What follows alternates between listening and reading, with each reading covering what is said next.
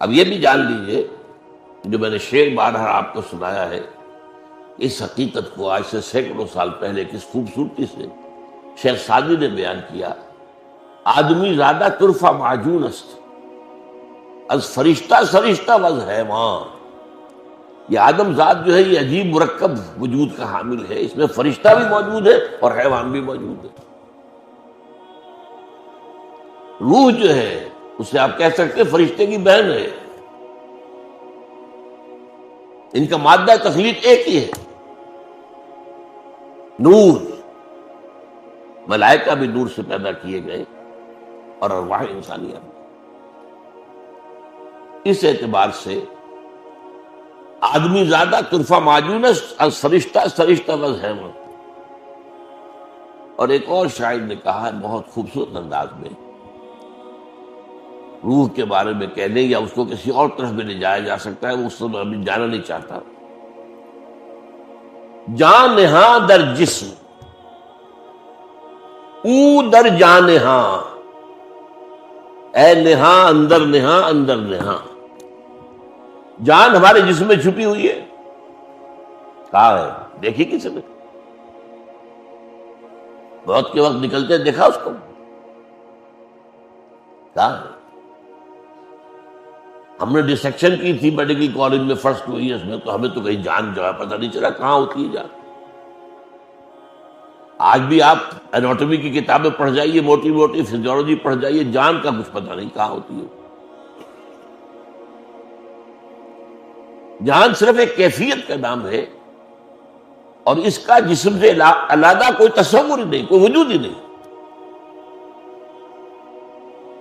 سمجھ رہے میری بات؟ جان جسم کی ایک کیفیت کا نام ہے، اور اس جسم کے علاوہ اس کا کوئی وجود نہیں. روح ایک بالکل انڈیپینڈنٹ شخصیت ہے، اس کا اپنا مستقل وجود ہے، اس کا اپنا تشخص ہے، اس کا مادہ تخلیق اور ہے. یہ جسد مٹی سے آیا ہے، روح آسمان سے آئی، اللہ کے پاس سے آئی. زمین و آسمان کا فرق ہے. تو شاعر کہہ رہا ہے کہ جان نہاں در جسم، جان جو ہے ہماری جسم میں پنہاں ہے، چھپی ہوئی ہے. او در جان نہاں، اس جان کے اندر ایک اور جان ہے، وہ روح ہے. اے نہاں اندر نہاں اندر نہاں، اے وہ شے کہ جو چھپی شے کے اندر چھپی ہوئی. اچھا اب دیکھیے، ہمیں اس حیوانی وجود کو اللہ نے علم کے حصول کے کیا ذرائع دی. آنکھ سے دیکھو، کان سے سنو، چکھو، سونگو، ٹچ کرو. ان کو کہتے ہیں 5 حواس خمسہ. ان حواس خمسہ سے جو معلومات فراہم ہوئی، یہ یہاں پر ہمارے اس کھوپڑی کے اندر ایک کمپیوٹر رکھا ہوا، اور بہت بڑا کمپیوٹر ہے. تو اتنا سا آج کل تو آپ کو معلوم ہے کتنے چھوٹے چھوٹے کمپیوٹر آ رہے ہیں. یہ کمپیوٹر پروسیس کرتا ہے اس ڈیٹا کو، یہ دیکھا تھا، اس وقت یہ دیکھا تھا، پھر میموری میں ڈال دیتے ہیں. کمپیوٹر میں میموری ہوتی ہے، پھر وقت آئے گا تو دوبارہ ریفر کریں گے، اس میموری کو نکالیں گے. کوئی نئی بات دیکھی ہے پھر اسے ٹیلی کریں گے، کیا فرق نظر آیا، کوئی نتیجہ نیا نکالیں گے. یہ ہے جو انسانی علم، حیوانی علم ہے. یہ سارے فنکشن چھوٹے سے چھوٹے حیوان کے اندر موجود ہیں. ہاں کمیت کا فرق ہے، انسان کے ہاں یہ فنکشن بہت بلند گئے. ایوولوشن ٹری کے ٹاپ پر کھڑا ہے ہومو سیپینس. حیوانات کے اندر ہے، لیکن اب درجہ بدرجہ ہی ہوں گے نا. میں نے تو خود چونکہ وہی کیا تھا ایک تجربہ. ایک روز میں نے دیکھا کہ ایک کیڑا چل رہا ہے، وہ کیڑا جس کے اوپر بہت بال سے ہوتے ہیں، اور وہ یہ ہے کہ اندیشہ ہوتا ہے کہ آپ سے کہیں کھال سے مس کرے گا تو وہ خارش ہو جائے گی، سبھی الرجی کو. وہ جا رہا تھا، میں نے اس کے آگے ایک تنکا رکھ دیا، وہ رکا، پھر اس نے اپنی ڈائریکشن موڑ لی۔ تو کیا مطلب؟ احساس بھی ہوا اور ایک فیصلہ بھی کیا کہ آگے جو ہے رکاوٹ ہے، I have to turn my direction. میں نے پھر رکھ دی، پھر مڑا، پھر رکھا، پھر مڑ گیا، چوتھی مرتبہ رکھا تو اس کے اوپر سے گزرا۔ اس نتیجے پر پہنچ گیا کہ یہ رکاوٹ میرا پیچھا نہیں چھوڑ رہی، now I have to overcome it. وہ چھوٹا، یہی تو ہے نا ہمارا سارا علم ہے، اسی کو آپ 1,00,000 سے ضرب دے دیے بس اللہ۔ ہم نے آنکھ کی مدد کے لیے دوربین ایجاد کر دی، ہم نے آنکھ کی مدد کے لیے خوردبین ایجاد کر، اصل شے تو آنکھ ہی ہے، یہ تو ایڈڈ معاملات ہیں۔ دوربین ہے یا دوربین کو بھی آپ آنکھ ہوگی تو دیکھیں گے نا، دوربین کے اندر آنکھ ہوگی تو دیکھیں گے آپ خوردبین کے اندر، مائکروسکوپ کے اندر۔ لیکن اسی طرح جان دیجئے روح کی اپنی آنکھیں، انڈیپینڈنٹ آف دیز آئیز، روح کے اپنے کان ہیں، انڈیپینڈنٹ آف دیز ایئرس، روح کی اپنی عقل ہے، انڈیپینڈنٹ آف دس عقل۔ یہ حیوانی عقل ہے، اس کھوپڑی میں رکھی، لیکن روح کی یہ تینوں چیزیں، ان کا تعلق قلب، قلب مسکن ہے روح کا، روح رہتی وہاں۔ اب قرآن مجید میں سورہ حج کی ایک آیت ہے جو بہت اہم ہے، بہت اہم، بہت اہم۔ افلم یسیروا فی الارض، کیا یہ لوگ زمین میں سیر نہیں کرتے، چلتے پھرتے نہیں؟ فتکون لہم قلوب یعقلون بہا، پھر ہوتے ان کے دل جن سے وہ تعقل کرتے، دل سے عقل، دل کے اندر عقل ہے، قلوب یعقلون بہا، او آذان یسمعون بہا، یا کان جن سے وہ سنتے۔ فإنها لا تعمى الأبصار، اس لیے کہ اندھی یہ آنکھیں نہیں ہوتی، اندھا دل کی آنکھ اندھی ہے۔ ابو جہل کی یہ آنکھ تو اندھی نہیں تھی، وہ تو جمال و جلال مصطفی کا مشاہدہ نہیں کر سکتا۔ ابو لہب کی تو یہ آنکھ نہیں تھی، وہ آنکھ کوئی اور آنکھ۔ اب اسی کو دیکھیں مضامین دو کم سے کم قرآن مجید میں دو جگہ ضرور آتے ہیں، یہ میرا ایک نقطہ ہمیشہ سے۔ یہ سورہ اعراف کی آیت ہے، ہم نے انسانوں اور جنوں میں سے بہت سے ایسے لوگ پیدا کر دیے ہیں جو جہنم ہی کا ایندھن ہے، پیدا ہی کیا، اور ان کی کیفیت کیا ہے؟ لہم قلوب لا یفقہون بہا، ان کے پاس دل ہے لیکن تفقہ نہیں کرتے، غور نہیں کرتے، سوچتے۔ لہم قلوب لا یفقہون بہا وَلَهُمْ أَعْيُنٌ لَا يُبْصِرُونَ بِهَا، ان کی آنکھیں ہیں پر دیکھتے نہیں۔ وَلَهُمْ آذَانٌ لَا يَسْمَعُونَ بِهَا، ان کے کان ہیں لیکن سنتے نہیں۔ أُولَٰئِكَ كَالْأَنْعَامِ بَلْ هُمْ أَضَلُّ، وہ تو چوپایوں کے مانند ہیں بلکہ ان سے بھی گئے۔ دیکھیے یہ آنکھیں میری بھی ہیں تو گدھے کی بھی ہے، کتے کی بھی ہے، گھوڑے کی بھی ہے، بلی کی۔ بعض سے حیوانوں کی آنکھیں ہم سے بہت تیز ہیں، بہت سے حیوان اندھیرے میں بھی دیکھتے ہیں، ہم نہیں دیکھ سکتے۔ یہ جو عقاب قسم کے جو ہے پرندوں کے اندر شکاریوں کی اتنی نگاہ تیز ہے، بہت بلندی سے زمین پر پڑی ہوئی سوئی کو بھی دیکھتے ہیں، ان کی بھی آنکھیں ہماری بھی ہیں، ان کے امکان ہے ہمارے بھی ہیں، ان کی بھی عقل ہے ہماری بھی عقل ہے، لیکن انسانوں نے جو نہ تو ہمیں جو چیز دی گئی تھی وہ روح تھی، روح کے ذرائع، روح کا قلب، وہ اس کی عقل ہے، روح کی آنکھ ہے، روح کے کان۔ اسی لیے کہا ہے اقبال نے، دم چیست قیامت شنیدی نہ شنیدی، دیکھو تم جب سانس لیتے ہو یہ کیا ہے؟ یہ ایک پیغام ہے، تم سنتے ہو کہ نہیں سنتے؟ ہر سانس بتا رہا ہے اس کے ساتھ وابستہ ہے زندگی. یہ جب بند ہوا دم چیست قیامس شنیدی نہ شنیدی در خاک تو یک جلوہ آمیخت نہ دیدی. تیری مٹی ہی میں ایک جلوہ بھی ہے، نور بھی ہے، دیکھتے نہیں ہو. دیدن دیگر آموز سنیدن دیگر آموز. اور دیکھنا سیکھو. اس آنکھ سے دیکھنا تو کتے کو بھی آتا، بلے کو بھی آتا، وہ بھی دیکھ لیتا ہے کار آ رہی ہے بچہ کا. دیدن دیگر آموز، انسان کا دیکھنا دیکھو اور وہ ہوگا روح کا. انسان کا سننا سنو اور وہ ہوگا روح کا سنو.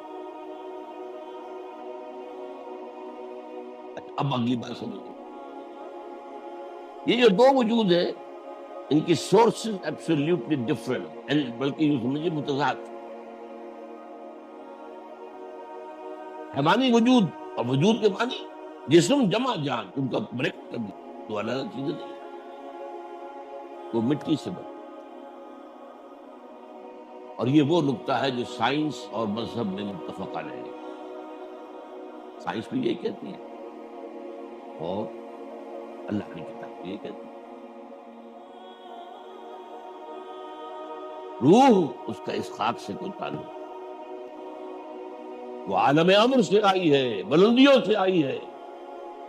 وہ امر رب ہے، وہ اللہ کے پاس سے آئی ہے. زمین و آسمان کا فرق. اب اس کے دو تقاضے ضمنی طور پر سمجھ لیجیے. ہمارے جسد حیوانی کو جو طاقت چاہیے، قوت، اس کے لیے جو غذا چاہیے، جہاں سے جسد حیوانی آیا، گندم آ گئی، چاول آ گئے، سبزیاں آ گئی. بکری کا گوشت کھایا تھا تو بکری نے کیا کھایا تھا؟ بیری کے پتے کھائے تھے اور کوئی گھاس پات کھایا تھا. The ultimate source. روح کو بھی ضرورت ہے انرجی. اس کا تغذیہ اور تقویت کلام ربانی سے ہے. یہ روح ربانی ہے اور اس کی غذا کلام ربانی. نمبر 3، ان دونوں کے رجحان ایک دوسرے سے بالکل متضاد ہیں. جسم جہاں سے ہے اسی کی طرف جھکنا چاہتا ہے. زمینی مفادات، زمینی لذتیں، عالم سفلی کی چیزیں، انہی میں مگن، انہی کے اندر مگن، انہی کی طلب میں زندگی ہے، انہی میں بھاگ دوڑ ہے. روح کا رجحان اللہ کا. تو جو ہم نے آیت پڑھی روزے اور رمضان کے ذکر میں، وَإِذَا سَأَلَكَ عِبَادِي عَنِّي فَإِنِّي قَرِيبٌ. آپ سوچتے رہیں گے کہ آخر یہ سادھو لوگ کیا کرتے تھے جا کر کئی کئی سال برف سے ڈھکی ہوئی چوٹیوں پہ یہ تپسیا کرتے. ہمارے یہاں بھی اولیاء اللہ کی صوفیاء میں بڑی بڑی رحمتیں، بہت بڑی بڑی. کس کی تلاش؟ اللہ کا قرب. یہ اصل میں یہ روح جو ہے یہ اللہ کا قرب چاہتا. اور عربی زبان کا ایک مقولہ ہے بڑا پیارا، کل شیء یرجع الی اصل. ہر شے اپنی اصل کی طرف لوٹ. جسم یہاں گیا تو یہی جائے گا. منہا خلقناکم وفیہا نعیدکم ومنہا نخرجکم تارۃ. روح انا للہ و انا الیہ راجعون. روح زمین میں دفن نہیں ہوتی، نہ یہ زمین کی شہ ہے نہ زمین میں جائے. اب دیکھیے میں نے ایک آیت تو آپ کو سنائی، یسألونک عن الروح، سورہ بنی اسرائیل. اے نبی یہ لوگ آپ سے روح کے بارے میں پوچھتے ہیں. قل الروح من امر ربی وما اوتیتم من العلم الا قلیلا. اے نبی اسے کہہ دیتے روح میرے رب کا امر، لیکن تمہیں علم میں سے سوائے تھوڑے حصے کے کچھ نہیں. تمہارے لیے خاص طور پر ان بحثوں میں الجھنا صحیح نہیں. یہ بات سمجھ لیجئے، یہ ابدی قاعدہ نہیں ہے. قرآن مجید کا اولین مخاطب جو طبقہ تھا، جو قوم تھی، وہ فلسفی نہیں تھی، پڑھی لکھی نہیں تھی، تو امی، ان پڑھ، کوئی کتاب نہیں تھی، ان کو اس طرح کے جھمیلوں میں قرآن نے ڈالے، ان گہرائیوں کی طرف۔ اب جیسے کہ ایک آیت ہے سورہ حدید، هو الاول والآخر والظاہر والباطن، وہ اتنا نہیں ہے۔ امام راضی کھڑا ہوا ہے، معلوم ہوتا ہے کہ سخت دہشت زدہ ہے، دہشت ہے منظر۔ اعلم ان هذا المقام مقام غامض عمیق مہیب، جان لو یہ مقام ہوشیار، کہ رہ بردم تیز قدم را، ہوشیار ہو جاؤ کہ اس وقت تمہارا قدم جو ہے تلوار کی دھار پر ہے۔ یہ آیت وہ ہے، عام ہمارے مفسرین گزر جاتے اور عوام کیا سمجھے گے؟ تو یہ بات سمجھ لیجیے کہ روح ہے، لیکن اس کی تفسیر قرآن نے نہیں بتائی۔ البتہ وہ اشارات ہیں سوچنے والوں کے لیے ہے۔ سب سے پہلا اشارہ کیا ہے؟ اس روح انسانی کو اللہ نے اپنی ذات سے منسوب کیا۔ اس سے بڑی بات کیا ہو؟ دو آیتیں میں نے آپ کو سنائی ہیں، سورہ حجر 14ویں پارے میں، اور سورہ صاد 23 نمبر۔ وَإِذْ قَالَ رَبُّكَ لِلْمَلَائِكَةِ إِنِّي خَالِقٌ بَشَرًا مِنْ صَلْصَالٍ مِنْ حَمَإٍ مَّسْنُونٍ۔ اور یاد رکھو جب کہ کہا تھا تیرے رب نے صلی اللہ علیہ وسلم فرشتوں سے، میں سنے ہوئے گارے سے جو خشک ہو کر کھنکھنا رہا ہے ایک بشر بنانے والا ہوں۔ اب عجیب نوٹ کیجیے، قرآن نے 6-7 الفاظ استعمال کیے۔ تراب، مٹی، تین، مٹی اور پانی کو ملا دیں گارا بنا، وہ بھی تین ہے۔ تین لازم، وہ تغاری جو آپ نے گارے کی بنائی تھی تھوڑی سی پوری ڈال دیجئے، اس میں ڈھیر اٹھے گا۔ کچے گھر جو ہے لیپے جاتے ہیں، پوتے جاتے ہیں اس گارے سے، اس میں جب ڈھیر اٹھتا ہے تبھی تو پلسٹر قائم رہتا ہے، ورنہ وہ پلسٹر پھٹ جائے گا۔ آپ گارا تو کر سکتے، پھر وہ پڑا رہے تو اس میں سڑانگ پیدا ہو جائے گی، بدبو آئے گی، پھر اگر سوکھ گیا کھنکھنانے لگے گا۔ یہ 6 الفاظ، من تراب، من طین، من تین لازب، من حمأ مسنون، من صلصال کالفخار، من صلصال من حمأ مسنون۔ اب یہاں دیکھیں، یہاں بھی 2 الفاظ آئے ہیں۔ سورہ ہجر میں نے بتا دیا، خالق بشرا من صلصال من حمأ مسنون۔ سورہ صاد میں فرمایا، وَإِذْ قَالَ رَبُّكَ لِلْمَلَائِكَةِ إِنِّي خَالِقٌ بَشَرًا مِّن طِينٍ۔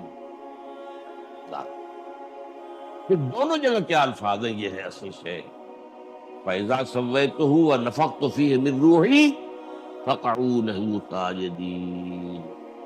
تو جب میں اسے تیار کر دوں اور پھر اپنی روح میں سے اس میں پھونک دوں تو گر پڑنا اس کے سامنے سے۔ یہ ہے اس روح انسانی کی نسبت۔ اب یہاں علماء احتیاط کرتے ہیں کہ آپ یہ نہ کہ اللہ کی روح ہے، اللہ کی روح میں سے، اللہ کی شان کے یہ شایان شان نہیں ہے کہ اس میں سے کوئی چیز نکلے، حالانکہ یہ بات صحیح نہیں ہے۔ کلام بھی تو اللہ کے ذات میں سے نکلتا ہے، کہاں سے نکلتا ہے؟ قرآن اللہ کا کلام کہاں سے نکلتا ہے؟ خرج من ایل، ایک حدیث میں الفاظ آئے، خرج من ایل۔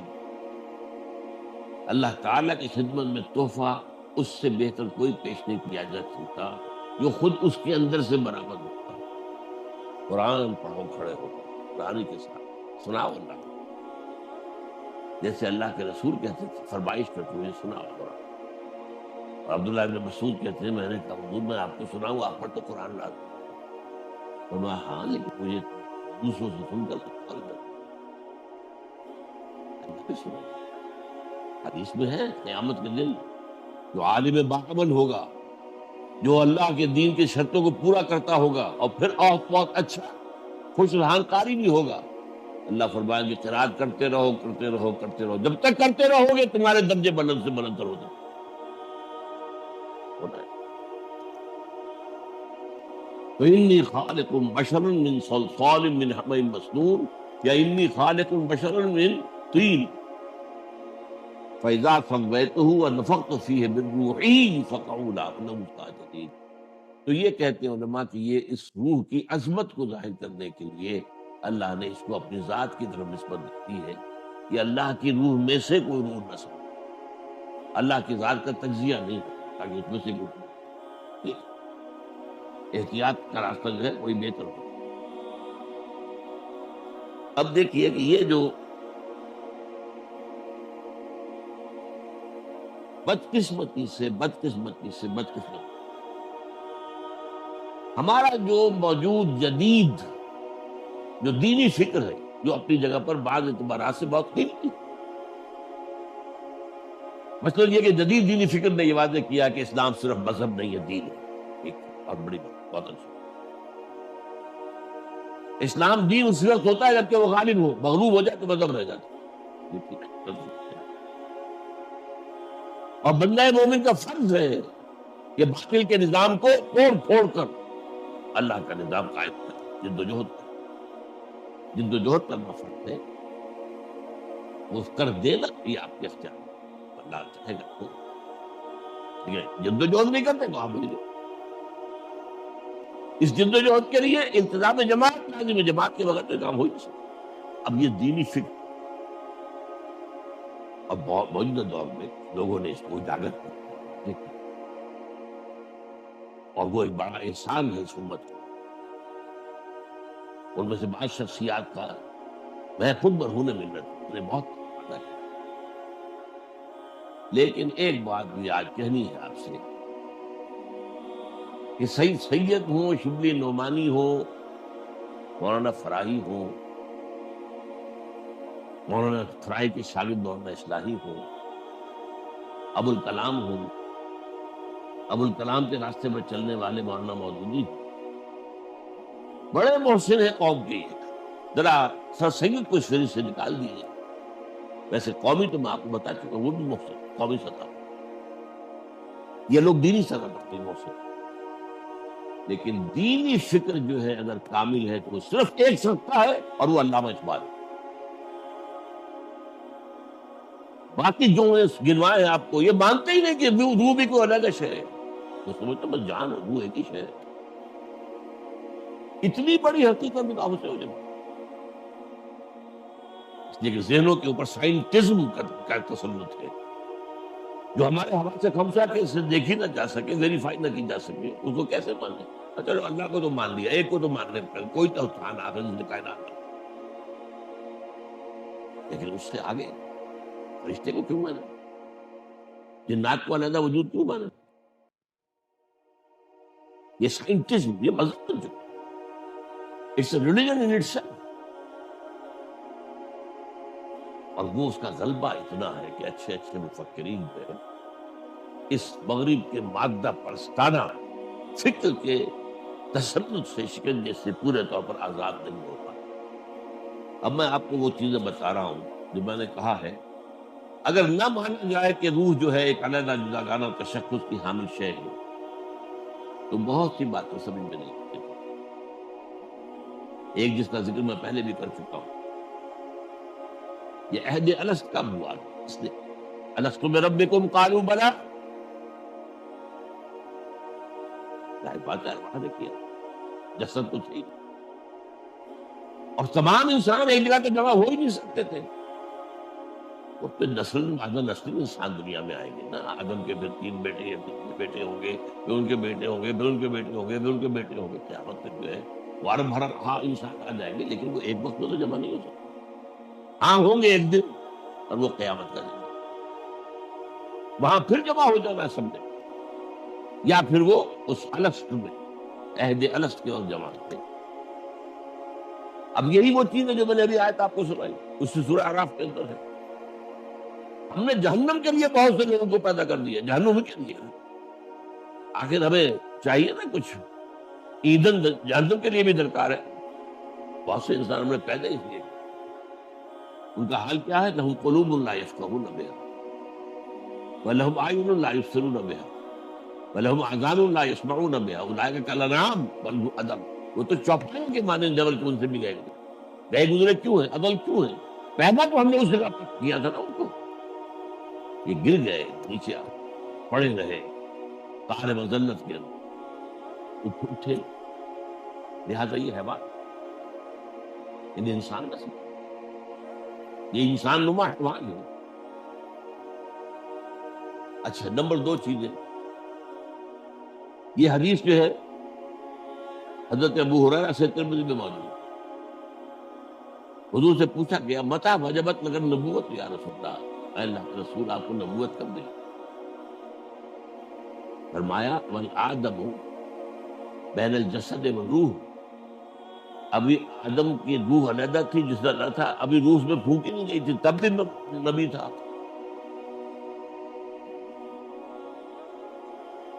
کون تھا نبی؟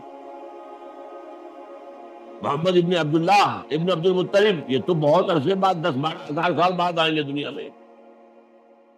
ان کی تو ولادت ہوگی آمنہ کے بطن سے اور عبداللہ کے سلب سے.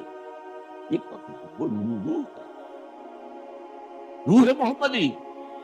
اور اسی کو ایک اور حدیث میں نور محمدی کہا گیا. بدقسمتی سے ہمارے ہاں ایک طرف جو بریلوی مکتب فکر کے لوگ ہیں انہوں نے سارا جو ہے ڈیرا ہی لگا رکھا اس پر، اور ایک طرف دوسرے لوگ ہیں وہ اس کا انکار مطلق کرتے ہیں. لیکن نفس آیا ہے نور. قرآن کو بھی نور کہا گیا اور جو ہے روح کو بھی نور کہا گیا. روح محمدی نور محمدی. یہ حدیث جو ہے حضرت جابر بن عبداللہ رضی اللہ تعالیٰ عنہ سے حدیث کی کتاب مصنف عبد الرزاق اس میں مطلوب ہے. حضرت جابر نے پوچھا حضور اللہ نے سب سے پہلے کس شے کو پیدا؟ عجیب انداز نے فرمایا نور و نبی کا یا جابر، نور و نبی کا یا جابر. اے جابر تمہارے نبی کے نور. اب اس پر جو گدے چڑھا رکھے ہیں صوفیوں نے ان کا میں مانتا نہیں ہوں. وہ کہتے ہیں پھر اس نور سے سب ساری دنیا بن رہی. وہ تو ارواح تمام انسانوں کی علیحدہ اس میں تھی، لیکن ارواح کے اندر بھی شان تھی. حضور کی جو روح ہے اس کی اپنی شان تھی، ابراہیم کی روح کی اپنی شان تھی، موسیٰ و عیسیٰ کی ارواح کی اپنی اپنی شانیں تھی. لیکن سب سے اونچی شان اور سب سے پہلے مخلوق اس عالم امر میں حضرت حضور صلی اللہ علیہ وسلم کی روح مبارک ہو. تو اس میں کون سا حرج کی بات؟ کہاں کیسے ہے؟ دیکھیے میں فرق کیا کرتا ہوں. ایک ایک بات علمی طور پر جاننا، ایک ہے شرک. ہم فرشتوں کو مانتے ہیں کہ فرشتے موجود ہیں چاروں طرف. صحیح حدیث ہے مجتمع قوم فی بیت من بیوت اللہ ہے یتلون کتاب اللہ ویتدارسونہ بینہم الا نہیں جمع ہوتے کچھ لوگ اللہ کے گھروں میں سے کسی گھر میں قرآن کو پڑھنے اور مذاکرہ کرنے میں الا غشیتہم الرحمہ ونزلت علیہم السکینہ وحفتہم الملائکہ. لیکن ان کے اوپر اللہ تعالیٰ کی سکینت نازل ہوتی، خشیت ان کو ڈھانپ لیتی اور فرشتے ان کے گرد گھیرا باندھتے. وذکر اللہ فی من عندہ، اللہ ذکر کرتا ہے ان کا. دیکھو فرشتوں تم نے کہا تھا یہ فساد مچائے گا، لیکن میرے بندے میرے گھر میں بیٹھے میری کتاب. وذکرہم اللہ فی من عندہ، ملائکہ مقربین میں جا کے ذکر ہوگا. فرشتے ہیں، اچھا فرشتے تو میرے ساتھ 2 موجود ہیں. اس کو ماننے سے شرک نہیں آیا. میں فرشتے سے کہوں یہ میرا کام کر دو یہ شرک ہو جاتا ہے. دعا اللہ کے سوا کسی سے نہیں. اسی طرح شاہ ولی اللہ دہلوی کا کہنا یہ ہے کہ اولیاء اللہ کے بہت نیک بندے جو ہیں ان کی ارواح کو اللہ تعالیٰ ان کے انتقال کے بعد ملائکہ اسفل کے طبقے میں شامل کر دیں. میں بتا دوں بہن بھائی ہیں یہ فرشتے اور روحیں جو ہیں بہن بھائی ہیں. ایک ہی مادہ تخلیق ہے دونوں کا، نور. اولیاء اللہ کا انتقال جب ہو جاتا ہے تو اللہ ان کی ارواح کو ملائکہ اسفل، سب سے نچلے درجے کے ملائکہ، اونچے نہیں، یہ کے طبقات ہیں، سب سے نیچے والے ملائکہ وہ جو اس زمین کا کاروبار کنٹرول کر رہے ہیں، ملائکہ اسفل ان میں شامل ہو جاتے ہیں، گویا کہ اللہ تعالیٰ کے سول سروس میں ریکروٹ ہو گئے۔ اس بات کو کوئی مانے نہ مانے اس کو اختیار ہے، لیکن اس کو شرک کہنا یہ ظلم ہے۔ ہاں ان کو پکارو گے وہ شرک ہو جائے گا۔ یہاں شیخ عبد القادر شیخ للہ یہ شرک ہے، اس میں کوئی شک نہیں۔ لا تدعوا مع اللہ احدا، جس وقت پکارو اللہ کے ساتھ کسی اور کو، پکارنا اس سے، تم دعا کرو اللہ سے۔ یہاں تک آتا ہے کہ حضور نے فرمایا کہ جوتی باندھنے کا تسمہ بھی اگر تمہیں چاہیے تو اللہ سے مانگے، اللہ مجھے اس سے کیا غرض ہے؟ اللہ کسی فرشتے کو بھیج دے انسانی شکل میں، لے وہ تسمہ، کسی روح کو دے دے بھیج دے، وہ دے لو بھی لے رہی ہے، مجھے غرض نہیں، مجھے پکارنا ہے، دعا ندا۔ میں ابھی ذکر کر چکا ہوں اس میں کہ قیامت کے دن جو ہے تمام انسان پھر کھڑے ہوں گے اللہ کے سامنے، یوم یقوم الروح والملائکۃ صفا لا یتکلمون الا من اذن له الرحمن وقال صوابا۔ یہ سب آ گئے نا دوبارہ۔ دنیا میں تو یہ آئے تھے سیکوینس کے ساتھ، کوئی 8 سے 10,000 سال پہلے آیا تھا، کوئی 9,000 سال پہلے، کوئی 8,000 سال پہلے، تو چلیے قریب، اور ابھی کوئی بہت سے وہ آنے ہیں، وہ ایک دم جمع ہو جائیں گے۔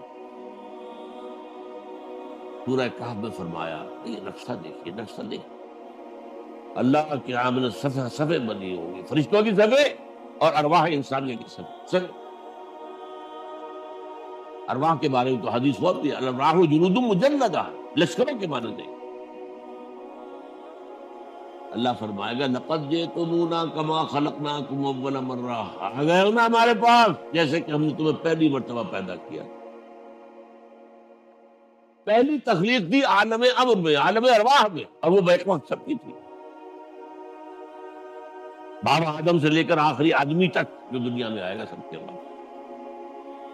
دوسری تخلیق ہوئی ہے مرحلہ وار، ہر شخص کی ماں کے پیٹ میں، جب وہ 120 دن کا جنین بن گیا، امبریو آف 120 days، ثم یرسل الملک فینفخ فیہ الروح، پھر فرشتہ بھیجا جاتا ہے جو اس میں روح ہوتی ہے۔ اب یہ تخلیق ثانی ہے، آ گئے نا ہمارے پاس، کما خلقناکم اول مرہ۔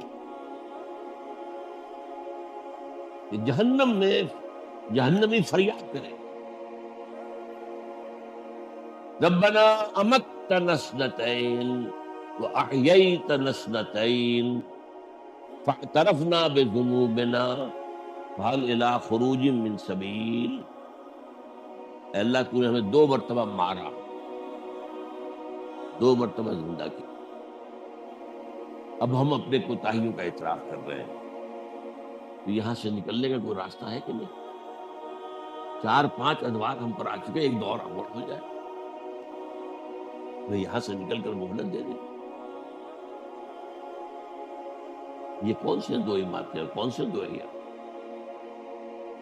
پہلی تخلیق اول ہے، ماتا نہیں ہے، وہ تو ابداع ہے، ارواح کو کریشن ایکس نہیلو، وداؤٹ کسی شے کے پیدا کیا گیا۔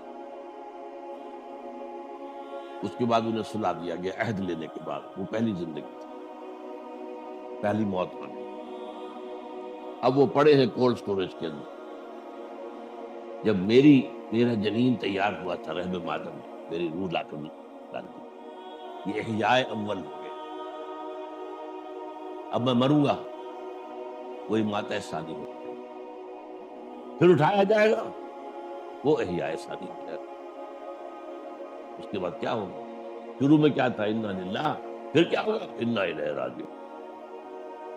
اب یہ آج کیسے سمجھ میں آئے گی اگر یہ معلوم نہ ہو کہ روح اور شے ہے، جان ہے، اور یہ جسم جان ہے، اس کا مرکب بالکل مختلف ہے۔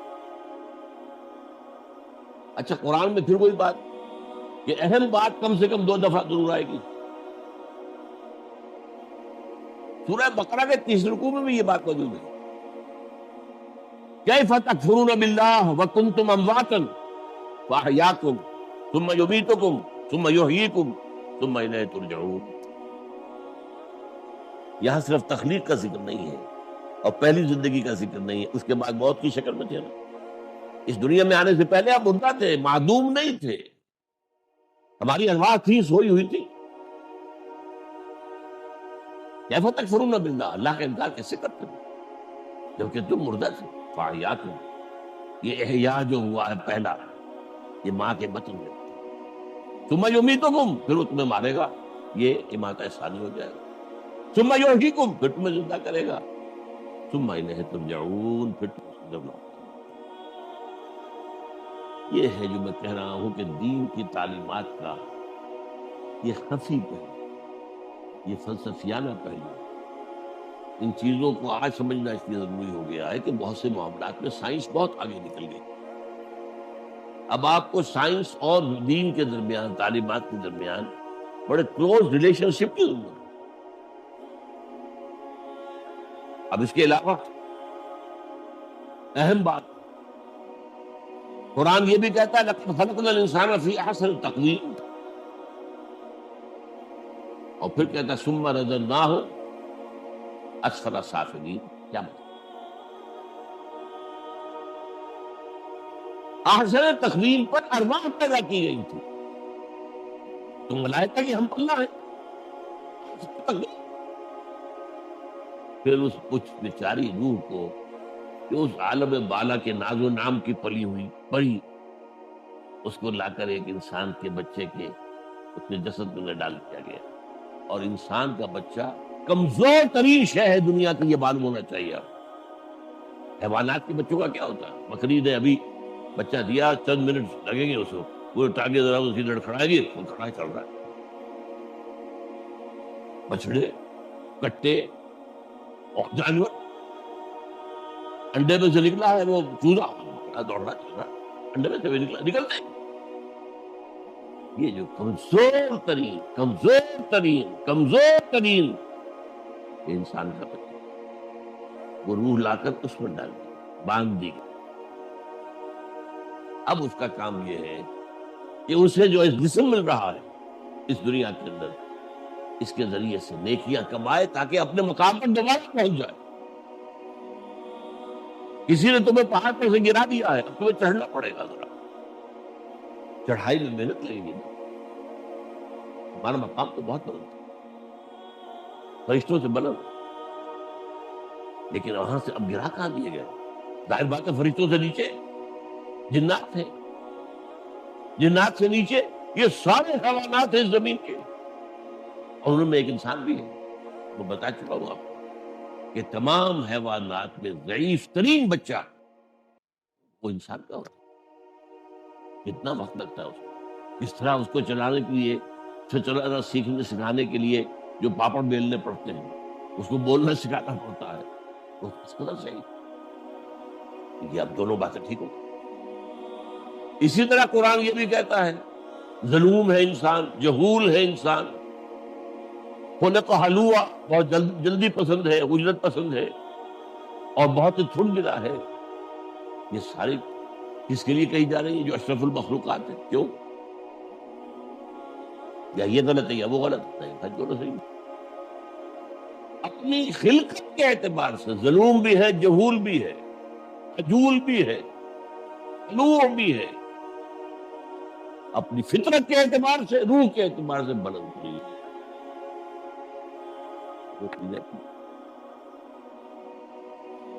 اور اسی سورہ احزاب کے اندر یہ جو فرمایا گیا، ہم نے امانت پیش کی آسمانوں پر، زمین پر، پہاڑوں پر، کسی نے اٹھانے کا حوصلہ نہ دکھا. عملہ الانسان، یہ امانت کون سی؟ یہ روح ربانی، جنات میں نہیں ہے. یہ ایسے جنات کی تخلیق ہم سے بلندر سطح پر ہوئی، آگ سے بنائے گئے. وہ اس کائنات میں بہت دور دور تک جا سکتے ہیں. میرے نزدیک سمائے دنیا تک تو ان کی رسائی ہے، وہ جاتے ہیں. ہمیں تو بڑے بڑے جو ہے میزائل بنانے پڑیں گے، کیا کیا بنانا پڑے گا. کچھ ارب ڈالر سے جو ایک مشین بنتی ہے جو جاتی ہے، تو وہ بھی خلا کے ابتدائی جگہوں میں ٹکرے مار کے آ جاتی ہے. کیا کرنا؟ چاند پر اتر کے بڑا کمال کیا. یہ فرشتے یہ جاتے ہیں.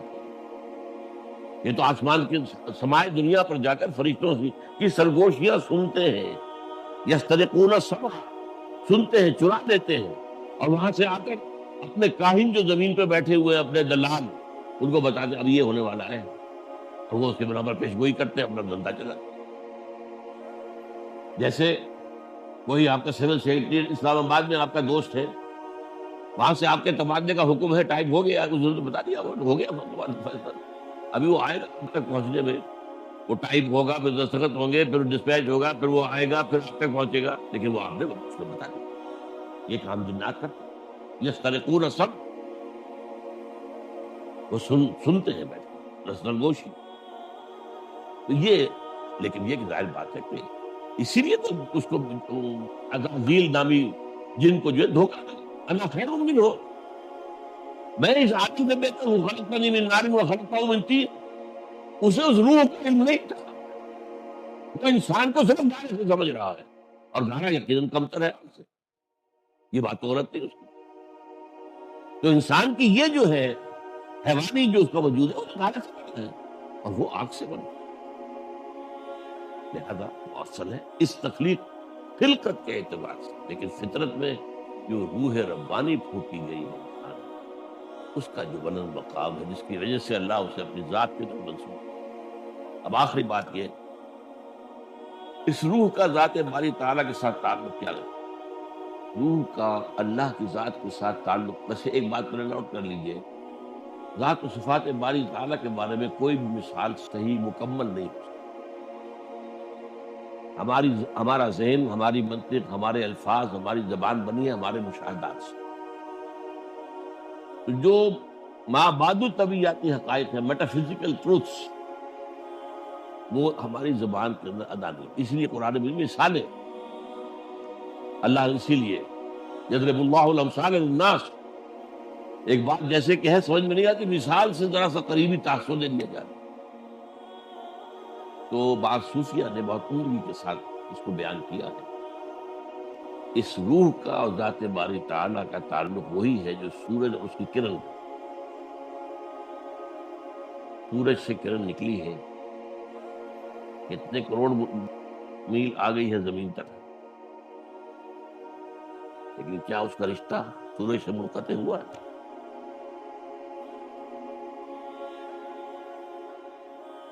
ایک اور بات مجھے یاد پڑتا ہے کہ ایک بڑے فزسٹ جو فزکس کے بہت بڑے بھائی تمہیں بتائی تھی کہ یہ جو رے آف سن ہے، یہ ہائپر بولا کے انداز میں چلتی ہے، اسٹریٹ لائن میں نہیں آتی. یوں ہو کے اگر تو درمیان میں کوئی شے آ گئی جس نے اسے جذب کر لیا، ختم ہوئی، کنزیوم ہو گئی، ورنہ کوئی شے درمیان میں نہیں. السلام علیکم ورحمۃ اللہ وبرکاتہ. ہمارے اس نئے channel internal faith without music کو سبسکرائب کریں. آپ کا شکریہ.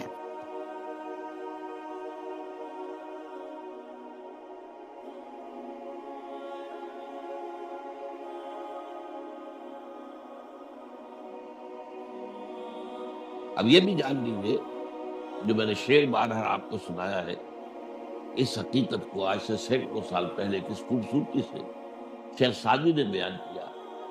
آدمی زیادہ طرفہ معجون است، از فرشتہ سرشتہ وز حیوان. یہ آدم ذات جو ہے یہ عجیب مرکب وجود کا حامل ہے، اس میں فرشتہ بھی موجود ہے اور حیوان بھی موجود ہے. روح جو ہے اسے آپ کہہ سکتے ہیں فرشتے کی بہن ہے. ان کا مادہ تخلیق ایک ہی ہے، نور. ملائکہ بھی نور سے پیدا کیے گئے اور ارواح انسانی. اس اعتبار سے آدمی زیادہ طرفہ معجون است از فرشتہ سرشتہ وز حیوان. اور ایک اور شاعر نے کہا ہے بہت خوبصورت انداز میں، روح کے بارے میں کہنے یا اس کو کسی اور طرف بھی لے جایا جا سکتا ہے، اس سے میں ابھی جانا نہیں چاہتا. جان نہاں در جسم او در جان نہاں، اے نہاں اندر نہاں اندر نہاں. جان ہمارے جسم میں چھپی ہوئی ہے، کہاں ہے؟ دیکھی کسی نے؟ موت کے وقت نکلتے دیکھا؟ کہاں؟ ہم نے ڈسیکشن کی تھی میڈیکل کالج میں فرسٹ ایئرس میں، تو ہمیں تو کہیں جان جو ہے پتہ نہیں چلا کہاں ہوتی ہے جان. آج بھی آپ اناٹومی کی کتابیں پڑھ جائیے، موٹی موٹی فزیولوجی پڑھ جائیے، جان کا کچھ پتہ نہیں کہاں ہوتی ہے.